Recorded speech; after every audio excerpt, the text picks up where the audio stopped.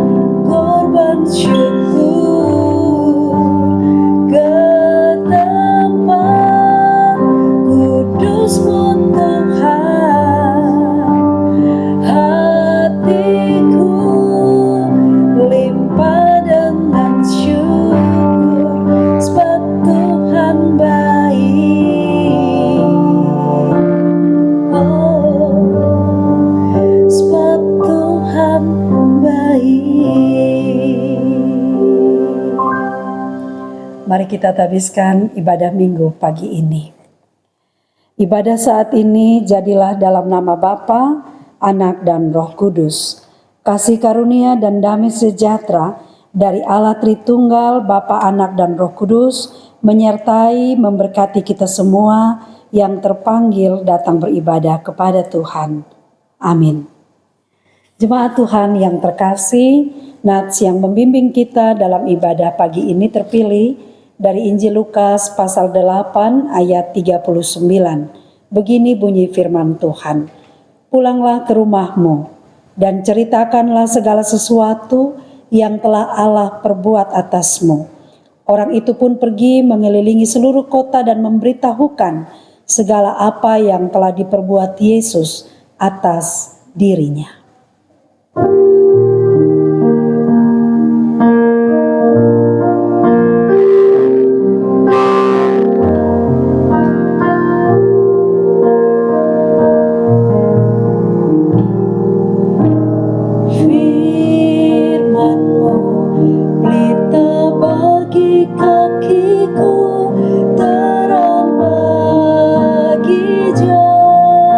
Jalanku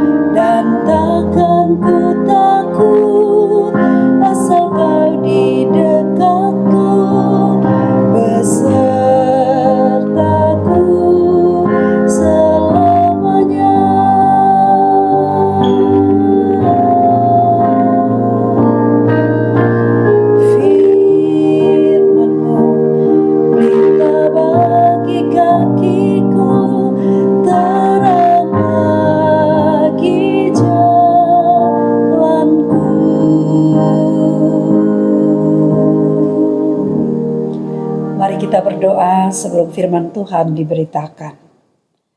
Allah Bapa di sorga, kami siap hati kami untuk mendengarkan pemberitaan firman saat ini. Berilah kami hikmat, akal budi dan pengertian, agar kami mengerti apa yang Tuhan firmankan dan kami menjadi pelaku firman yang baik. Berfirmanlah ya Tuhan, kami siap mendengar. Amin. Jemaat Tuhan yang terkasih, firman Tuhan bagi kita minggu ini terpilih dari Lukas pasal 8 ayat 26 hingga ayat 39. Lukas pasal 8 ayat 26 hingga ayat 39. Begini bunyi firman Tuhan. Yesus mengusir roh jahat dari orang Gerasa. Lalu mendaratlah Yesus dan murid-muridnya di tanah orang Gerasa yang terletak di seberang Galilea. Setelah Yesus naik ke darat, datanglah seorang laki-laki dari kota itu menemui dia. Orang itu dirasuki oleh setan-setan dan sudah lama ia tidak berpakaian dan tidak tinggal dalam rumah, tetapi dalam pekuburan. Ketika ia melihat Yesus, ia berteriak, lalu tersungkur di hadapannya dan berkata dengan suara keras, "Apa urusanmu dengan aku? Hai Yesus, anak Allah yang maha tinggi, aku memohon kepadamu supaya engkau jangan menyiksa aku." Ia berkata demikian sebab Yesus memerintahkan roh jahat itu keluar dari orang itu. Karena sering roh itu menyeret-nyeret dia, maka untuk menjaganya ia dirantai dan dibelenggu, tetapi ia memutuskan segala pengikat itu dan ia dihalau oleh setan itu ke tempat-tempat yang sunyi. Dan Yesus bertanya kepadanya, "Siapakah namamu?" Jawabnya, "Legion," karena ia kerasukan banyak setan. Lalu setan-setan itu memohon kepada Yesus supaya ia jangan memerintahkan mereka masuk ke dalam jurang maut. Adalah di sana sejumlah besar babi sedang mencari makan di lereng gunung. Lalu setan-setan itu meminta kepada Yesus supaya ia memperkenankan mereka memasuki babi-babi itu. Yesus mengabulkan permintaan mereka. Lalu keluarlah setan-setan itu dari orang itu dan memasuki babi-babi itu. Kawanan babi itu terjun dari tepi jurang ke dalam danau lalu mati lemas. Setelah penjaga-penjaga babi itu melihat apa yang telah terjadi, mereka lari lalu menceritakan hal itu di kota dan di kampung-kampung sekitarnya. Dan keluarlah orang-orang untuk melihat apa yang telah terjadi. Mereka datang kepada Yesus dan mereka menjumpai orang yang telah ditinggalkan setan-setan itu duduk di kaki Yesus. Ia telah berpakaian dan sudah waras. Maka takutlah mereka. Orang-orang yang telah melihat sendiri hal itu memberitahukan kepada mereka bagaimana orang yang dirasuki setan itu telah diselamatkan. Lalu seluruh penduduk daerah Gerasa meminta kepada Yesus supaya ia meninggalkan mereka sebab mereka sangat ketakutan. Maka naiklah ia ke dalam perahu lalu berlayar kembali. Dan orang yang telah ditinggalkan setan-setan itu meminta supaya ia diperkenankan menyertainya. Tetapi Yesus menyuruh dia pergi, katanya, "Pulanglah ke rumahmu dan ceritakanlah segala sesuatu yang telah diperbuat Allah atasmu." Orang itu pun pergi mengelilingi seluruh kota, memberitahukan segala apa yang telah diperbuat Yesus atas dirinya. Demikianlah firman Tuhan. Berbahagialah semua orang yang mendengarkan firman Tuhan, pelihara firman di dalam hidupnya hari lepas hari. Haleluya. Haleluya. Haleluya.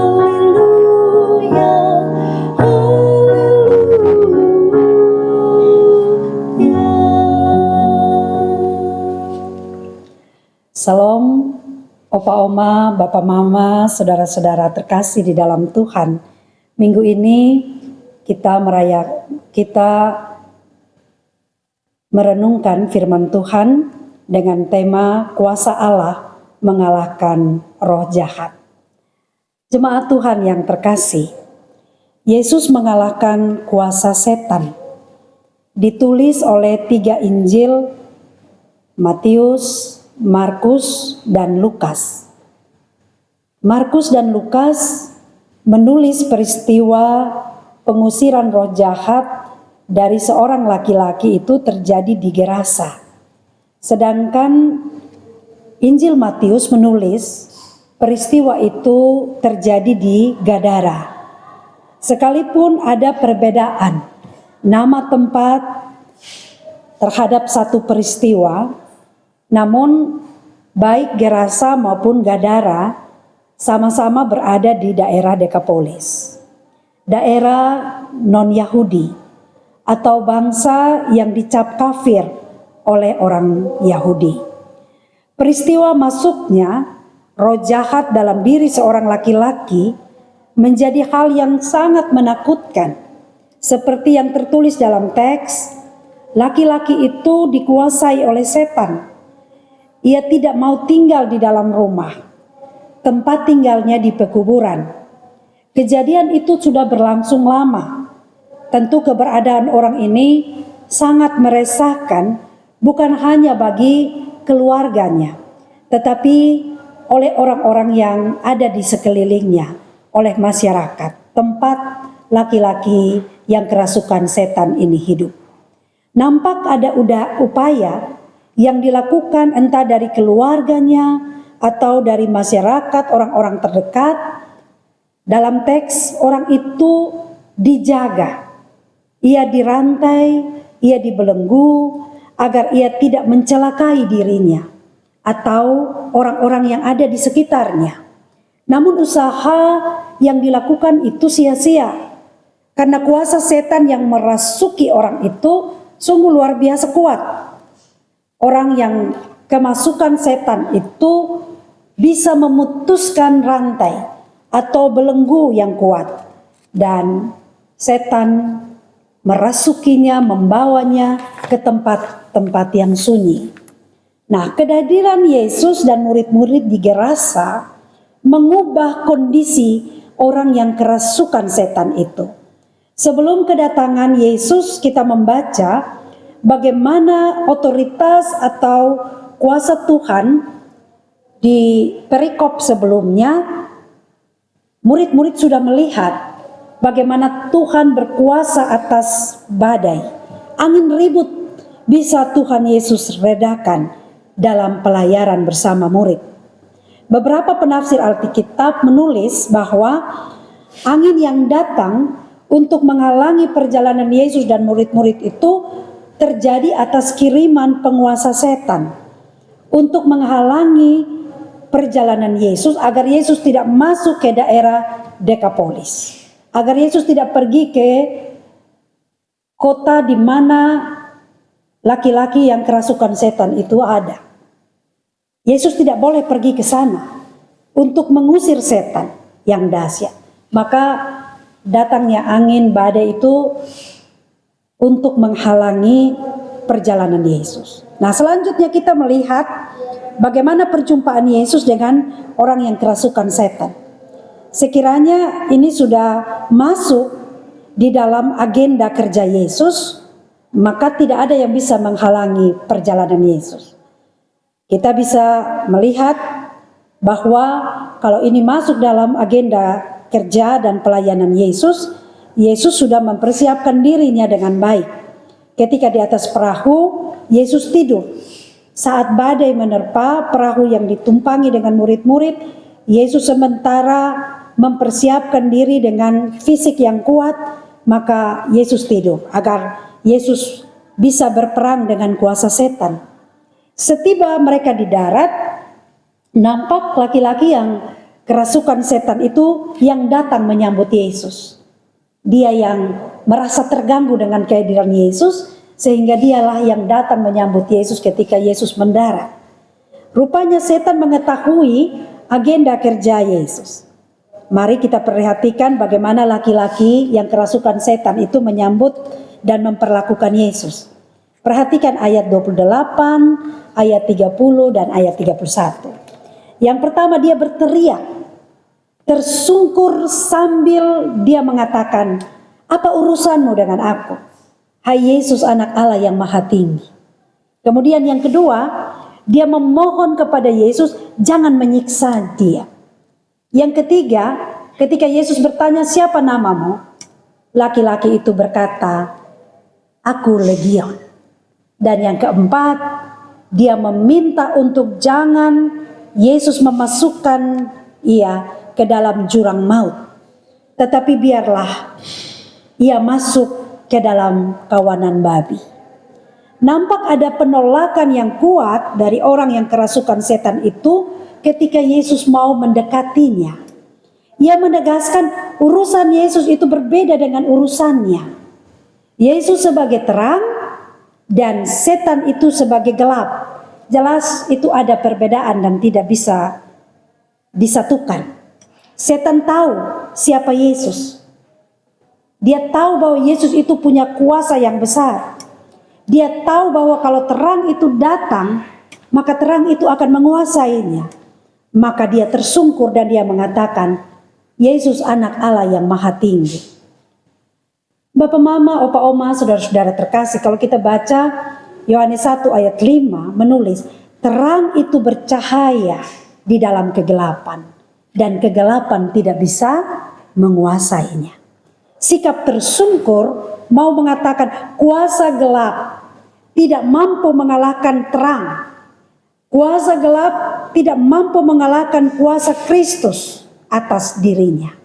Maka selanjutnya ia mohon, jangan menyiksa aku. Setan tahu dirinya tidak ada apa-apanya. Dia tidak punya kekuatan jika dia berhadapan dengan terang. Jika dia berhadapan dengan kuasa Yesus.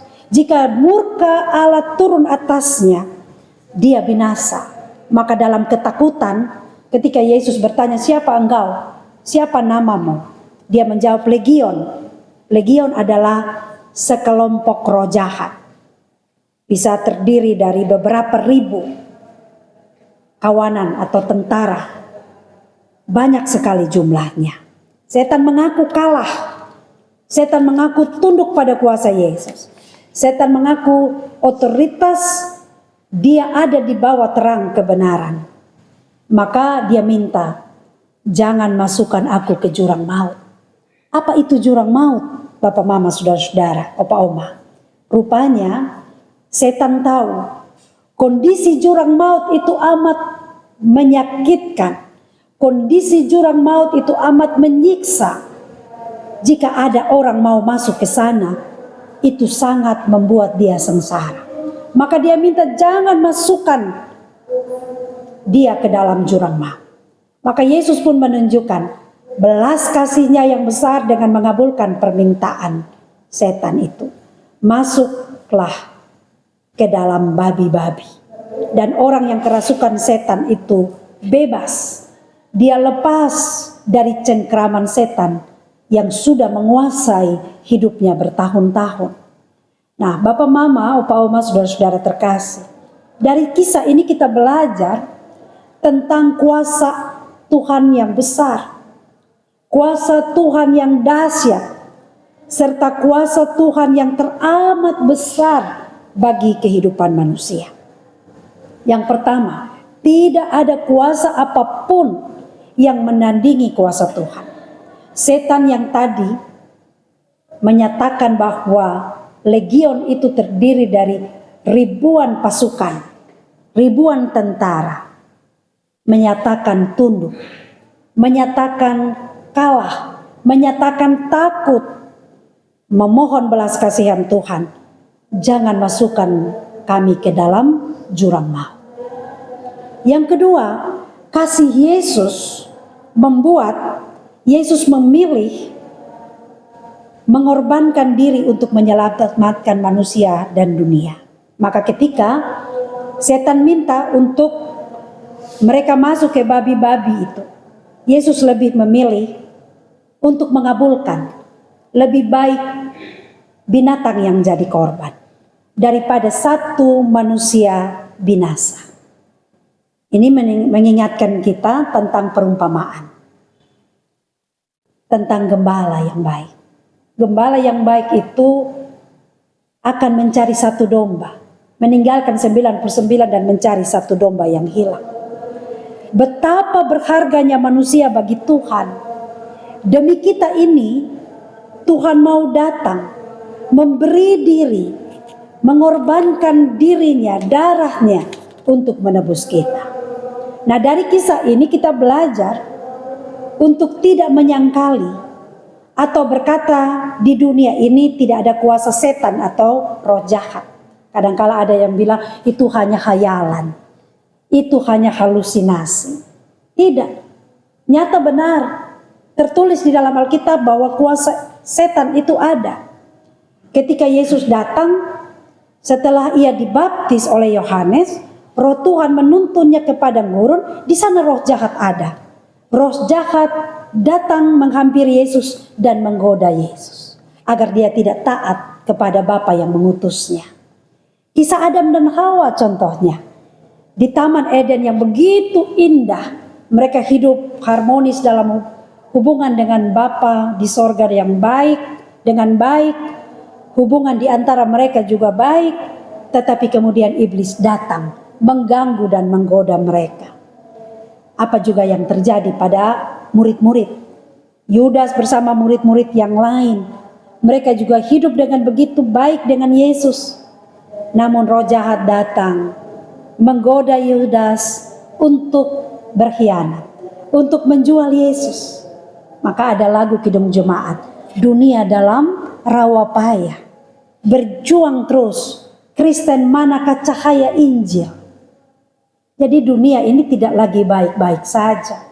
Bukan hanya kuasa roh Allah yang bekerja di dalam dunia ini, tetapi ada kuasa iblis yang juga bekerja.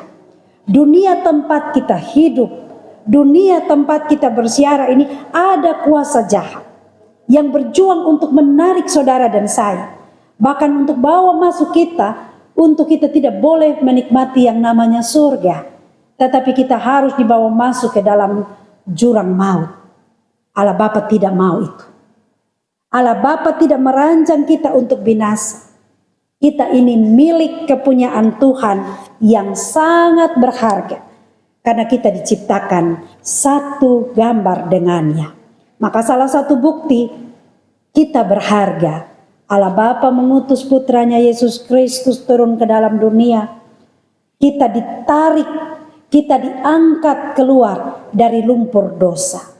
Kita diangkat, kita dipisahkan dari kegelapan, masuk di dalam terang Allah.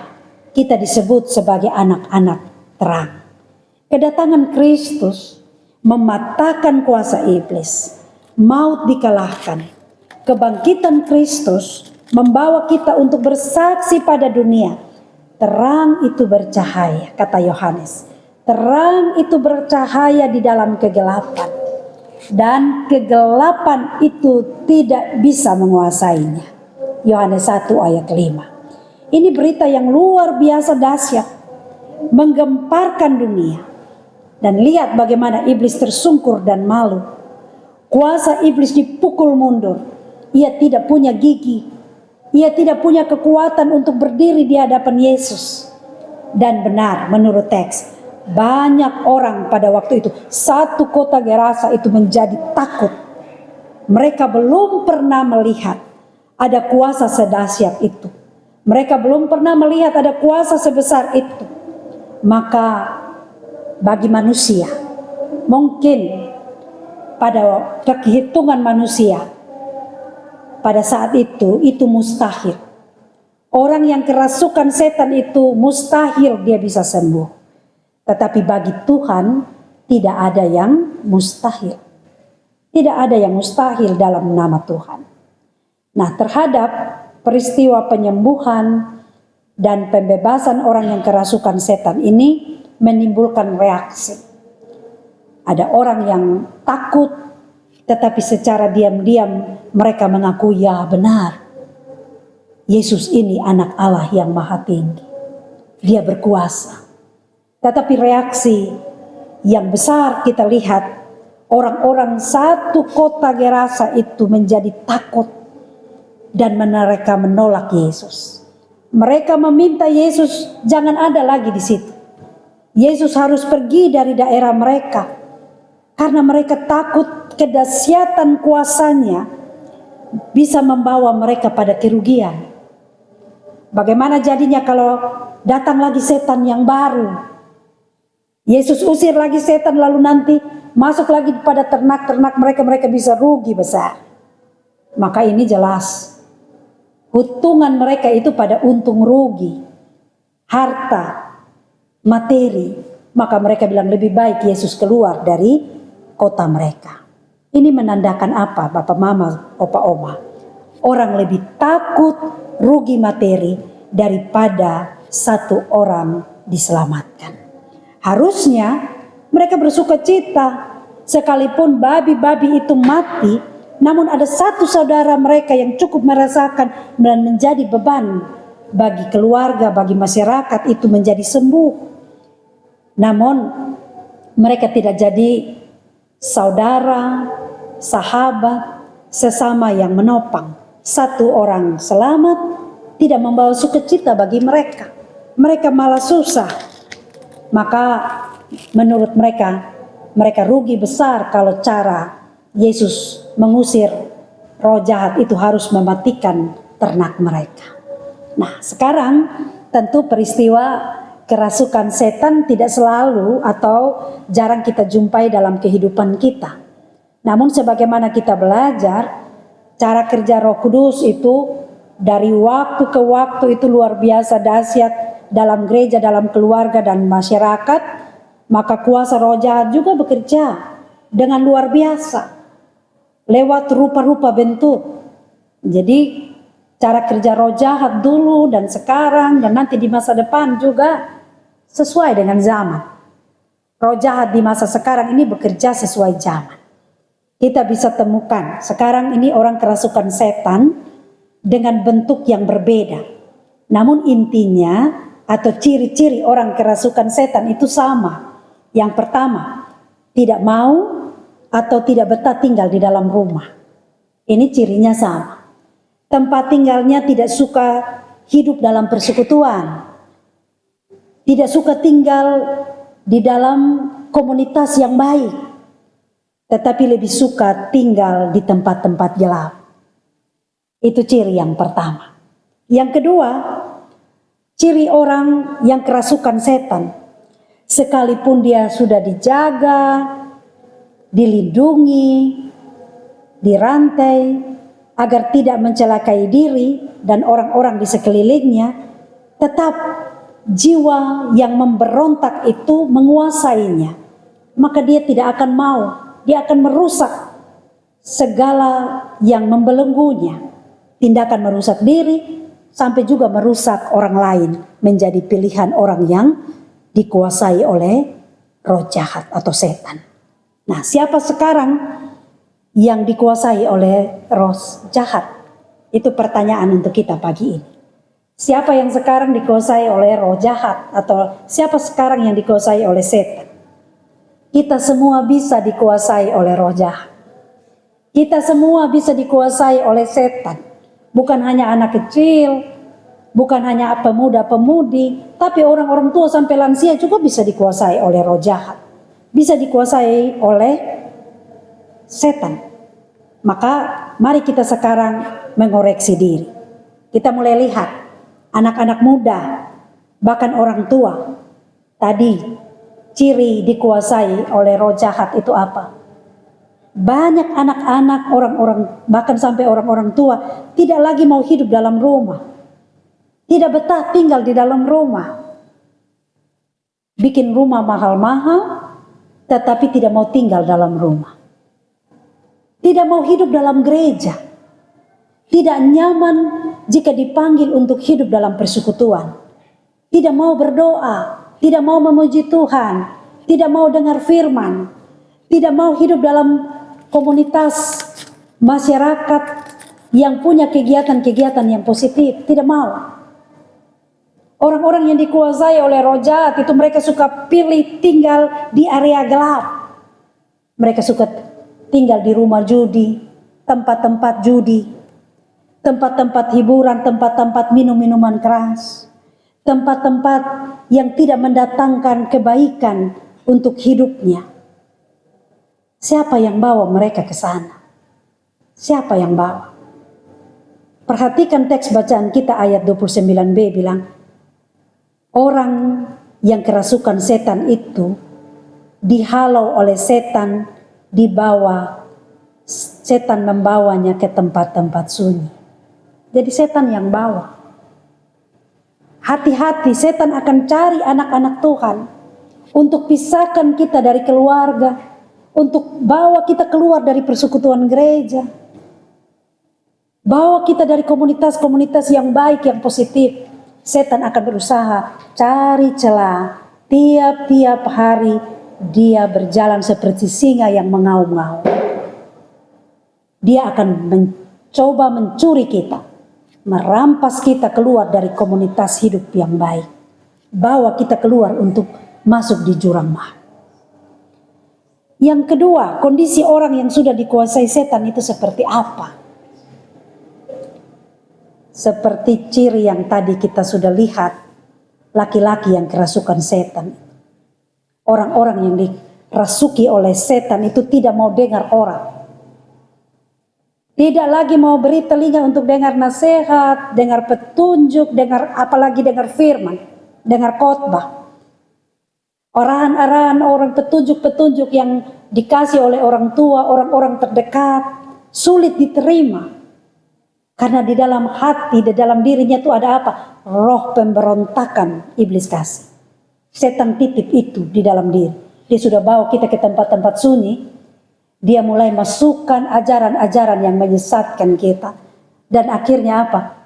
Mau firman, teguran, nasihat, petunjuk-petunjuk yang baik, kita mau dengar lah. Maka orang yang dikuasai roh jahat itu kerjanya apa? Merusak diri. Dia rusak dia pun diri sendiri. Dia juga rusak orang-orang lain. Lalu apa? Apakah ada penyesalan di dalam dirinya ketika dia merusak diri atau merusak diri orang lain? Tidak ada.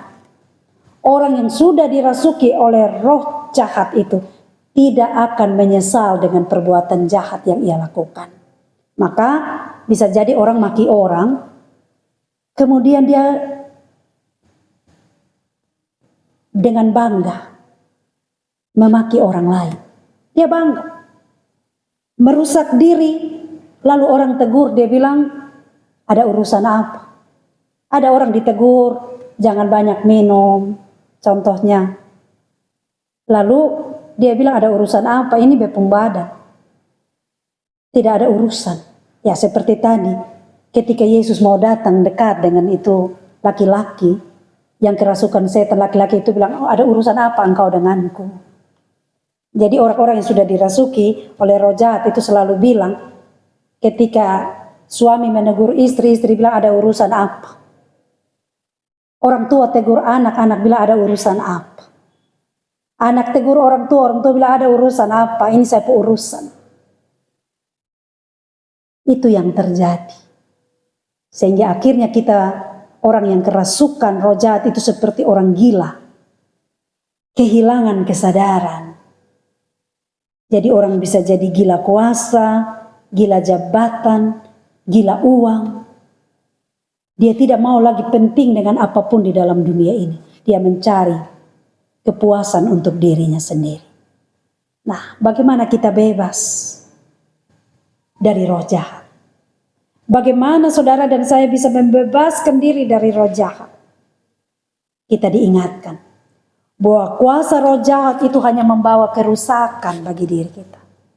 Kuasa roh jahat itu hanya membawa hidup kita keluar dari terang Kristus, keluar dari kebenaran, keluar dari keadilan, keluar dari jalan keselamatan.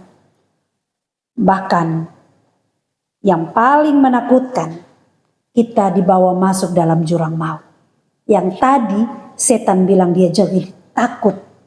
Setan saja takut masuk di jurang maut. Maka jangan bikin diri berani-berani. Setan saja tadi dia bilang jangan masukkan kami ke dalam jurang maut. Masukkan kami saja ke dalam babi-babi itu lebih baik. Karena jurang maut itu begitu menyiksa, begitu menakutkan. Begitu mengerikan. Maka Tuhan mengutus Roh Kudus Kita baru saja merayakan hari Pentakosta. Mengingatkan kita bahwa Tuhan mengutus Roh Kudus untuk menginsafkan kita. Untuk menyadarkan kita akan dosa kita. Akan penghakiman, akan kebenaran.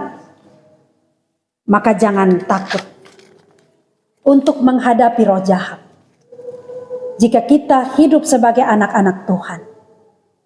Belajar untuk mengandalkan kuasa Tuhan.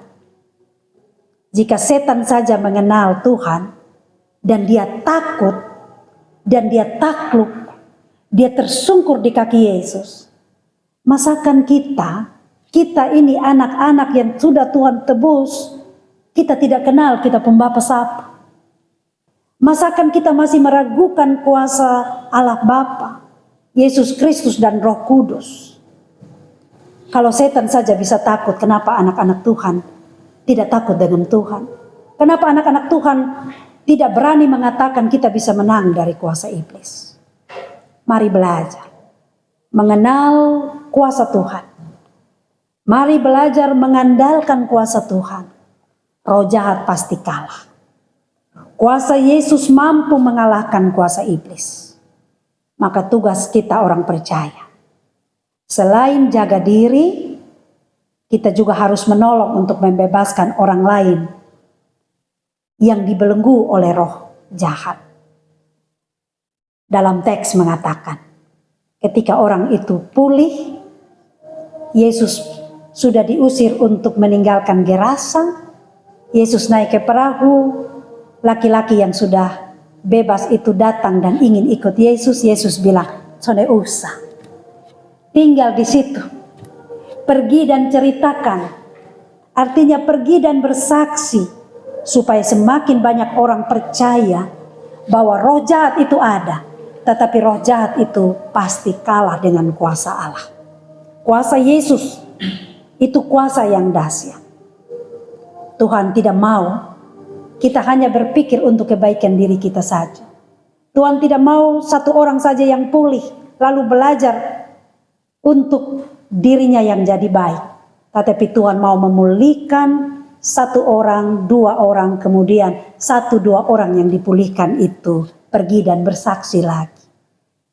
Tuhan mau jamah kita, lepaskan kita dari belenggu, kemudian Tuhan mau urapi kita untuk memberi diri jadi saksi, supaya kita juga bisa pergi membebaskan orang lain, sesama kita, terutama dari dalam rumah kita, dari dalam persekutuan kita, agar semakin banyak orang percaya kepada Yesus dan merasakan pembebasan dari kuasa jahat. Selamat berhari Minggu. Bapak, Mama, Opa, Oma, saudara-saudara terkasih, mari andalkan kuasa Tuhan. Kuasa Tuhan itu dahsyat, mampu mengalahkan roh jahat. Amin.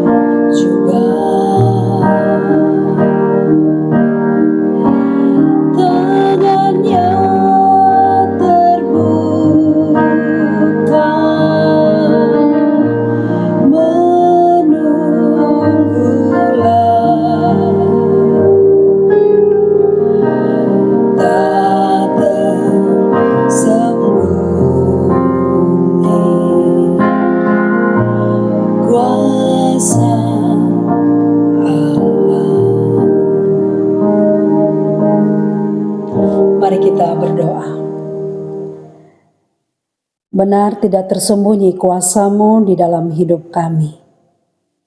Engkau senantiasa menunjukkan kekuasaan-Mu yang besar atas dunia ini. Semua kami, makhluk ciptaan-Mu, kami patut menyatakan kebanggaan kami. Sungguh luar biasa kami punya Allah yang besar kuasanya. Tidak mampu dikalahkan oleh kuasa apapun. Kami bersyukur Tuhan jaga dan pelihara kami. Ketika datang kuasa si jahat yang mau merampas kami, memasukkan kami ke dalam jurang maut, jurang kebinasaan, Yesus berdiri dan Yesus mengalahkan kuasa si jahat itu. Kami diangkat, kami ditebus, kami dilindungi dari segala hal yang jahat. Terima kasih pagi ini kami sudah belajar bagaimana Yesus membebaskan seorang laki-laki yang kerasukan setan.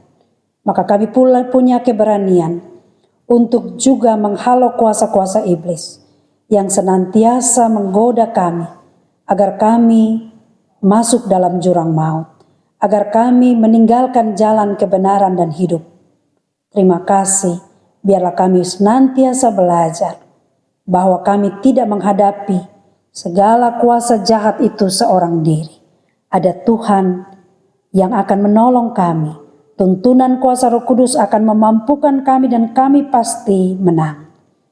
Kami percaya kuasa-Mu sungguh ajaib dan heran untuk kami semua. Pagi ini kami bisa beribadah karena kuasa Tuhan, karena anugerah Tuhan.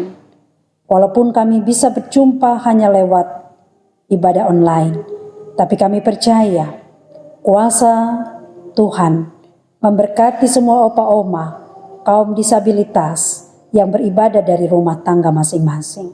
Tuhan Yesus memberkati. Terima ucapan syukur kami, karena 1 minggu kami boleh menjalankan seluruh aktivitas kami di dalam kuasa dan pimpinan Tuhan. Dan biarlah memasuki minggu baru nanti, kami semua melangkah dengan keyakinan iman.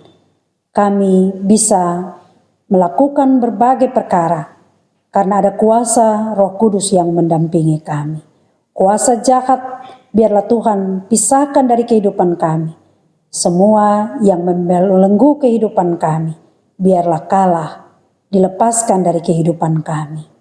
Biarlah kami juga terpanggil untuk menjadi saksi kebenaran, menolong orang-orang yang masih diikat dengan kuasa-kuasa iblis, supaya mereka sadar bahwa hidup di dalam kuasa Tuhan sungguh membawa kami pada kebenaran, pada hidup, pada keselamatan. Berkati opa-oma dalam seluruh kehidupannya di setiap rumah tangga. Beri mereka hikmat, kekuatan, kesehatan, penghiburan, makan minum opa-oma diberkati, waktu istirahat, semua aktivitas fisik mereka, sekalipun terbatas adanya. Tuhan senantiasa berikan kekuatan bagi semua opa-oma dan semua kaum disabilitas. Yang sementara sakit, Tuhan jamah dan sembuhkan dengan kuasa Tuhan. Yang berduka Tuhan hibur. Yang punya berbagai persoalan hidup, Tuhan beri jalan keluar. Terima kasih ibadah hari ini bisa kami laksanakan dengan baik. Tuhan Yesus memberkati UPP Multimedia bersama UPP Lansia dan Disabilitas, juga tim Lead Muger yang membantu semua kegiatan peribadahan secara online. Anak-anak Tuhan ini diberkati di dalam seluruh kehidupan mereka. Besok di hari Senin kami akan beribadah bersama-sama kaum lansia secara gabungan dari setiap wilayah, dari setiap rayon di rumah Tuhan, di gereja Pniel. Tuhan memberkati sehingga lansia yang masih kuat bisa memberi diri untuk beribadah. Jaga kami semua Bapa, pribadi lepas pribadi, persekutuan keluarga-keluarga Kristen, berkati jemaat Tuhan yang ada di Pniel Manutepen, bangsa kami, Tuhan jaga dari segala hal yang jahat. Kami arahkan pandangan kami kepadamu Bapa, dan kami mohon berkat-Mu untuk seluruh perjalanan kami. Kasih, sukacita, anugerah, damai sejahtera dari Allah Bapa, dari Yesus Kristus Tuhan, dan di dalam tuntunan kuasa Roh Kudus memberkati, menyertai Bapak, Mama, Opa, Oma, saudara-saudara sekalian, dari sekarang ini terus kekal selama-lamanya.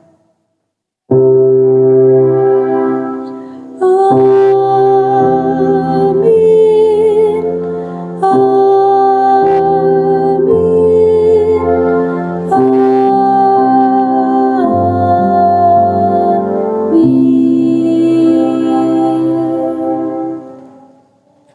Ibadah kita selesai. Bapak, Mama, Opa, Oma, saudara-saudara, kami mengucapkan selamat berhari Minggu, selamat memasuki Minggu baru. Tuhan Yesus memberkati kita, sampai jumpa dalam pelayanan selanjutnya. Shalom.